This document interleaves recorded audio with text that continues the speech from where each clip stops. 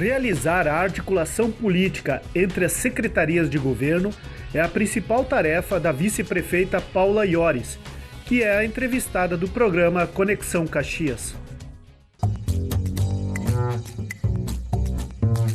Bem, nós então estruturamos, fiz parte desde o início da estruturação do plano de governo. Ele está estruturado em 45 metas, dentro das diversas áreas. E o grande desafio é que a gente, durante a nossa gestão, a gente mantenha o foco em atender o plano de governo. E para isso, então, se cria um formato, uma metodologia. Nós temos uma estrutura organizacional, constituída de 5 dimensões. A dimensão governança, que dá as diretrizes gerais, a dimensão social, para ter uma ideia, o que tem na dimensão governança? Temos a Procuradoria-Geral do município, assessoria de governo, chefia de gabinete, gestão e finanças, receitas, RH e logística. Então, todas as secretarias que dão diretrizes gerais para todas formam a dimensão governança. Nós temos 4 estruturas, 4 dimensões: a social, a econômica, o planejamento urbano e serviços públicos. Todos se, como é que eu vou dizer, eles se atuam entre si, Mas o social, que é a saúde, a educação, a cultura, segurança pública e proteção social, esporte e lazer, e a FAS formam uma dimensão. Desenvolvimento econômico e inovação, agricultura, turismo, festa da uva formam a dimensão econômica. Planejamento urbano, nós temos o urbanismo em si, a SEMA, transporte e mobilidade, que trata de toda, então, a logística, a questão urbana. E os serviços públicos, que é o SAMAI, a CODECA e obras. Então, nós fizemos reuniões mensais de planejamento com cada dimensão. E essas reuniões têm uma metodologia, que são os planos de ação. Então, baseados no plano de governo, com as suas 45 metas, nós temos um planejamento que se chama 5W2Hs, sendo didática, que ele se estrutura. Para nós atingir essa meta, quais são as ações? Quem vai fazer? Em que prazo? Tem orçamento para isso? Não tem. Então, isso é o planejamento. E também nós estabelecemos gravidade, urgência e tendência, que é uma metodologia universal, que é a AGUT. Por que isso é importante? Porque a gente precisa trabalhar de forma planejada. No dia a dia, são imensas os apagar de incêndios que são necessários, as questões urgentes.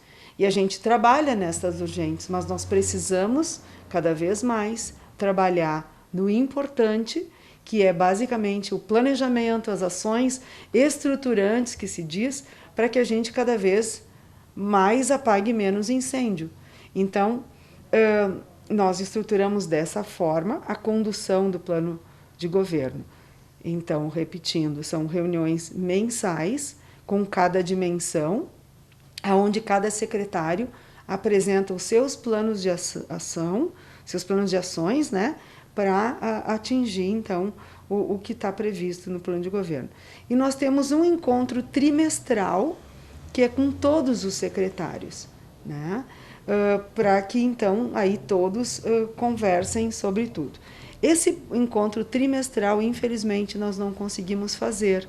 O primeiro, porque não foi quando estourou a bandeira preta, Então, respeitando as questões de distanciamento controlado, a gente não fez. Mas a gente tem previsto, então, que a cada 3 meses, um encontro de todos, onde existe um compartilhamento de todos, Porque cada secretaria é um mundo, A Secretaria da Saúde tem mais de 2.000 funcionários, atende mais de 40 e poucas UBSs, mais as UPAs. A Secretaria da Educação tem 87 escolas. um público de mais de 40 mil alunos. Então, cada secretaria é um grande mundo e tem um trabalho a cumprir para entregar para o município. E é justamente assim, essa condução de a gente fazer esses encontros, interagir, criar, identificar trabalhos que eles afetam a todos, para que a gente possa otimizar a estrutura, é o trabalho que eu tenho feito, né? Por exemplo, nós temos um projeto que envolve toda a dimensão social, que se refere à redução da evasão escolar. A evasão escolar é um problema muito grave do nosso país, né, do estado e do município. E é no município que a gente trabalha isso. Nós precisamos cada vez mais que os nossos jovens estejam nas escolas.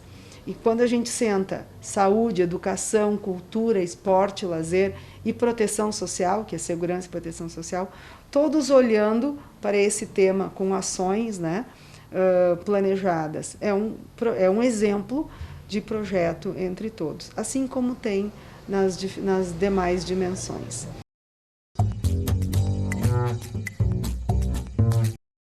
Bem, relativo aos nossos 100 dias de governo, nós estamos bem satisfeitos pela entrega que a gente já conseguiu fazer nesses primeiros 100 dias. A gente, infelizmente, vivemos ainda muito forte a pandemia. É importante que a gente não pense que ela aliviou, ela não aliviou, ela está muito grave. Mas mesmo assim, em razão da forma como a gente vem trabalhando, né, com todo esse planejamento que há pouco eu comentei, nós conseguimos fazer entregas bem importantes. Nós já sabíamos desde o nosso plano de governo que dois grandes aspectos deveriam estar presentes. A questão da saúde, principalmente em razão da pandemia, porque ela já tinha problemas antes da pandemia, né? Mas a questão do desenvolvimento econômico, para a gente poder gerar emprego, a gente poder recuperar essas dificuldades impostas pela pandemia. Sabíamos também que um dos grandes desafios seria a questão, dentro, né, do desenvolvimento econômico, e também de toda a questão de licenciamento, a desburocratização, o que nós chamamos de Simplifica Caxias.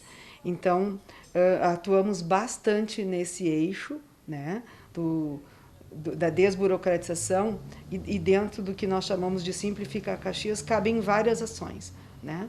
A questão da implantação da Lei de Liberdade Econômica, que ela parte do princípio da confiança. Nós temos no Brasil sempre aquele cacoete de desconfiar. Então, na hora que existe uma lei nova, já tem pessoas pensando como vão descumprir, né? Isso é um comportamento nosso, infelizmente. E nós precisamos virar essa chave. A gente, em razão desse comportamento, a gente burocratiza excessivamente as coisas. E isso trava muito, né? E no serviço público ainda mais. Então, a Lei de Liberdade Econômica, ela já ocorreu a nível nacional, estadual, já tinha sido implantada, né, assinada no governo anterior, e o que nós fizemos agora foi implementar. Então, reunindo as áreas envolvidas, né, então desenvolvimento econômico capitaneando isso, com a área da receita, com a área do urbanismo, né? O que isso significa, resumidamente? São 800 quinais de baixo risco e de médio risco, mas a maioria de baixo risco, que as pessoas não precisarão ter o alvará para abrir. Elas vão abrir, né? E depois, na sequência, receberão a visita da fiscalização, né? No médio risco, terá também, haverá a fiscalização, ela não deixa de existir, mas não como impeditivo para a abertura do negócio. Nós também tivemos um volume expressivo de liberação de licenças, quase 3 mil licenças pela SEMA, né? Uma espécie de mutirão feito, porque na medida que a gente prende as licenças, a gente prende a BITS, a gente está impedindo também o nosso comércio de funcionar, né?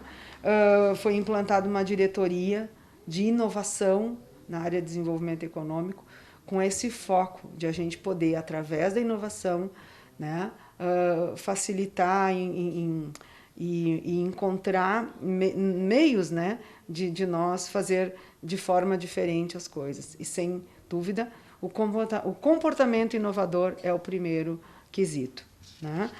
Está sendo enviada para a Câmara também, então, a criação do Conselho de Emprego, Renda, né, e Trabalho, que é uma parceria junto ao governo do Estado, no sentido de que cada vez mais a gente possa oferecer estrutura para os pequenos negócios subsistirem. Muitas vezes a questão não é nem o crédito, mas é a orientação, é saber como conduzir uma empresa, saber o que é um fluxo de caixa, né? Então, este conselho foi encaminhado para a Câmara, né? A gente identifica, em linhas gerais, que foram 15 das 45 metas, pelo menos 15 delas, nós já iniciamos, né? Algum tipo de trabalho. Não dá para dizer que eles foram finalizados, porque não é assim. O serviço público, eles têm continuidade, né? É bem importante que uma demanda que foi sempre muito presente dentro ainda do desenvolvimento econômico é a questão do comércio ambulante. Muitas reclamações sempre, especialmente pelos pequenos... No comércio, né? No nosso comércio instalado aqui no centro, os ambulantes na frente.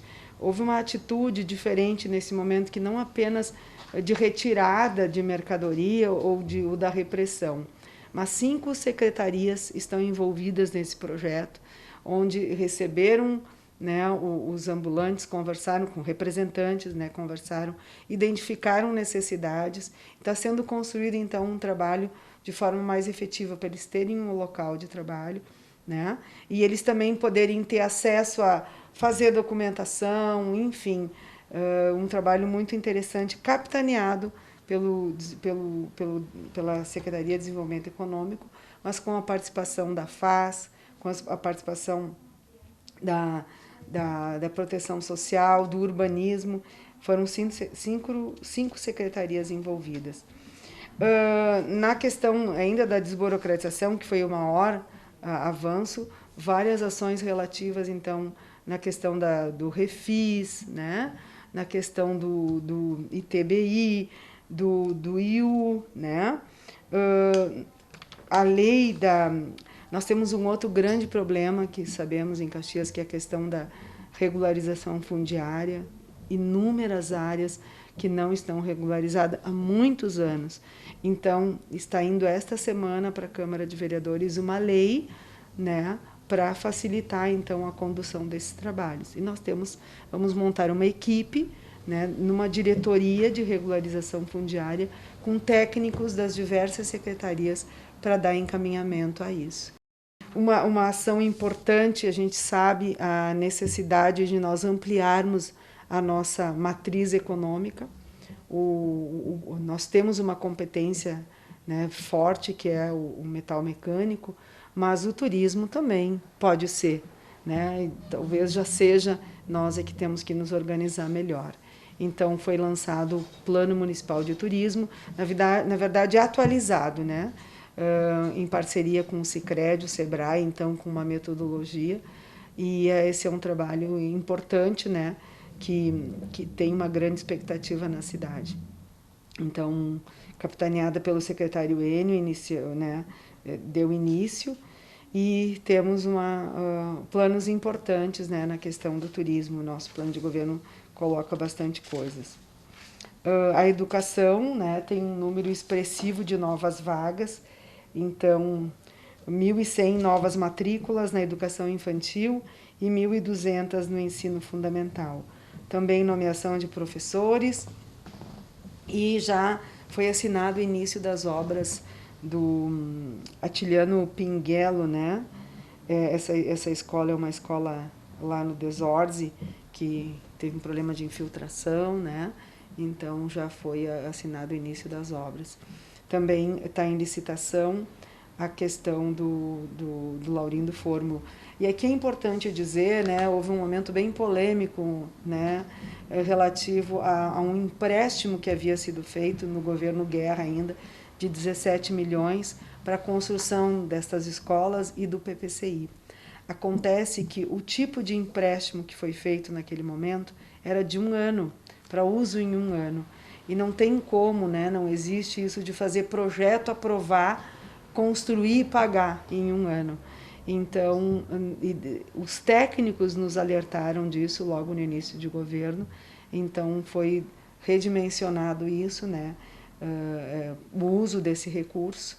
Nós temos dificuldades grandes, pegamos a Secretaria de Obras sem máquinas, né? Com máquinas muito velhas, caminhões muito velhos. Estivemos, prefeito e eu, visitando algumas subprefeituras. Então, ali a compra é uma coisa que tu consegue fazer em menos de 1 ano. Licita, compra. Então, não foi a retirada do recurso, foi uma forma de não perder o recurso. Então, ele está direcionado para essa compra. E então essas ações na educação, né, dos PPCIs das escolas e dessas construções serão feitas através de recurso próprio. Na cultura, uma outra demanda que agravada, né, teve uma redução muito grande da verba prevista Financiarte, e nós tivemos toda a situação da cultura muito agravada pela questão da pandemia, né? Os eventos é uma questão lógica, como é que a gente vai permitir, né, evento, porque ele gera aglomeração.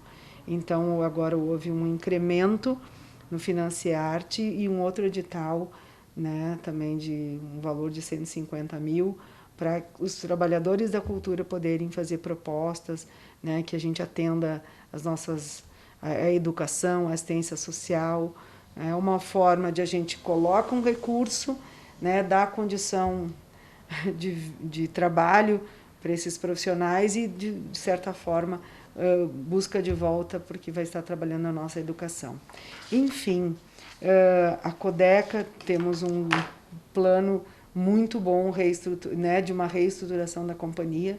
A gente encontrou ela em estado assim quebrado, né? E então estamos com uma profissional bem experiente propondo um plano de revitalização. Quando a gente fala de SAMAI, de Secretaria de Obras, é importante, né? Porque a gente tem recebido até algumas críticas, né? Relativa a que o centro está cheio de obras e buraco, e é verdade, às vezes fica difícil de encontrar um caminho. Mas é importante que a gente saiba que a obra referente aos corredores era um recurso federal que precisava ser usado, né? Senão nós iríamos perder. Então o governo Cassina já iniciou. Aí também envolve obras do interior. E as demais obras que são aqui no centro, que são relativas à Codeca, quer dizer, a SAMAI, são obras necessárias. Nós tínhamos mais de 5 bairros com constante falta d'água. E nós estamos no verão, pandemia, né? E então essas obras elas vêm substituir canos antigos, né?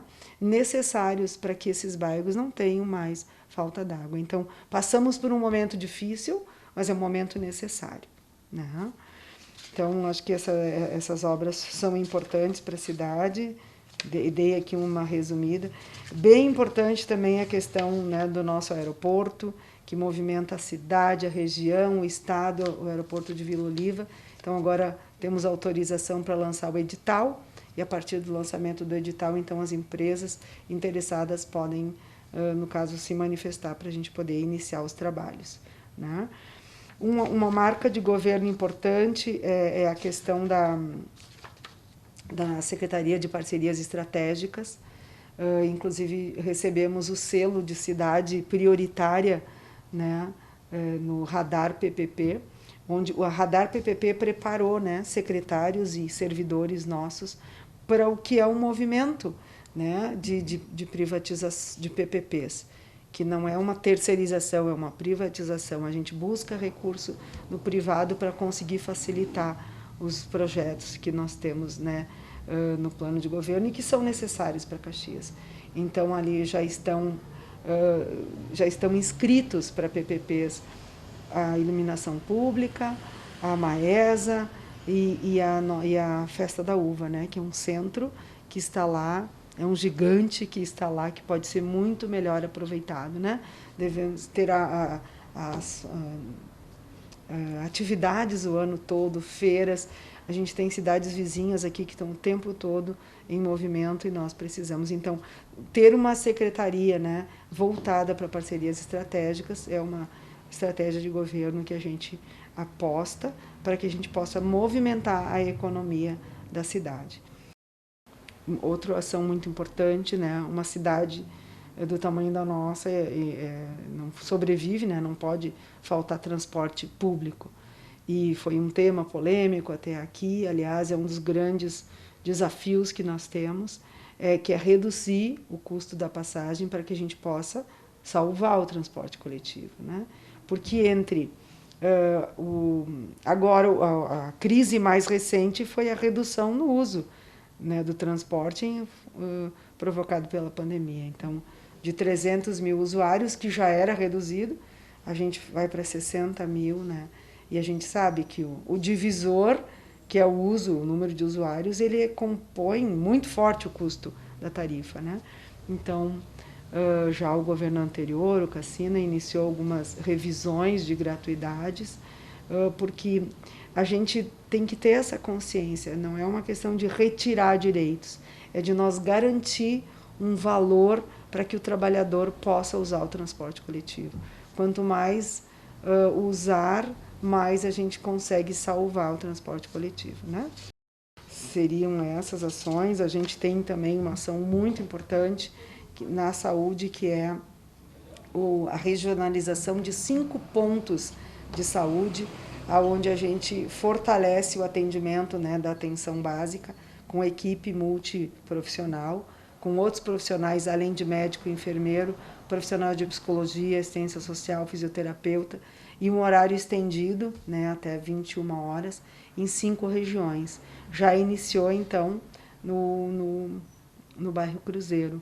Além disso, temos a proposta do Eldorado, do Esplanada, Desvio Risso, que é uma cidade, e IP, né, Vila IP, ali na Zona Norte, ali na UBSP. Então, são 5 centros regionais. É muito importante, né, nós deixarmos claro o grande papel de um município é a atenção básica, né? Quando a gente está falando de saúde, a gente precisa falar de atenção básica. Quando a gente está falando de saúde secundária e terciária, que é o especialista e a hospitalização, a gente já está falando de doença.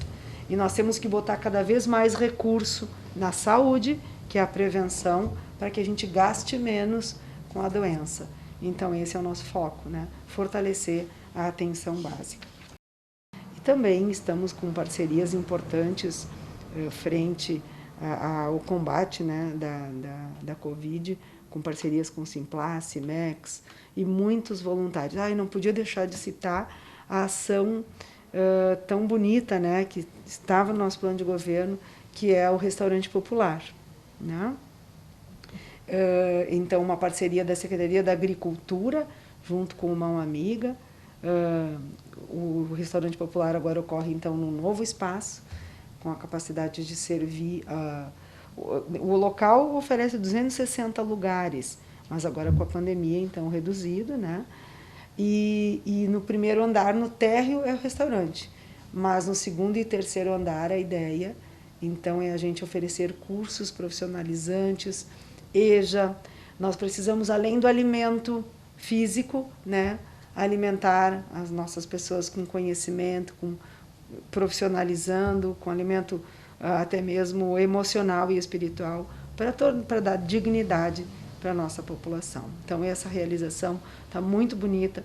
Nós temos mais de 100 voluntários escalados que vão ali diariamente ajudar as pessoas que têm dificuldades de cortar carne, coisas dessa ordem, ali trabalhando. Então, é muito bonito a gente sentir toda essa participação, né, da sociedade. Bem, gente, é importante nós falarmos também sobre uma coisa que está interferindo na vida de todos nós há mais de um ano, que é a questão da pandemia, da Covid, né? não há como negar, porque ela está aí há mais de um ano e ela não passou, né? E a gente não sabe quando vai passar.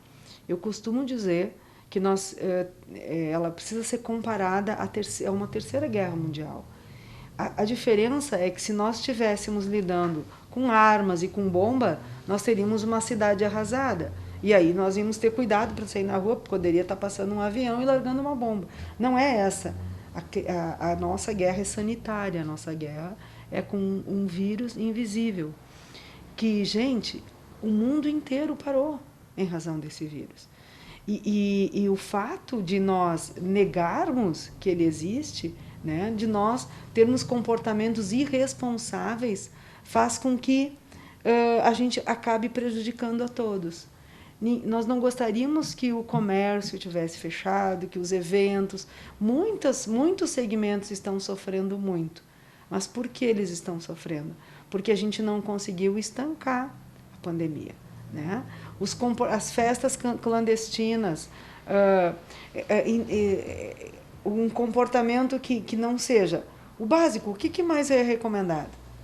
O uso de máscaras, o álcool gel. Mas o mais importante é nós não negarmos que essa doença existe e termos um comportamento responsável a respeito dele, né? Quanto antes mais pessoas se conscientizarem e ajudarem a cuidar, antes a gente sai dessas.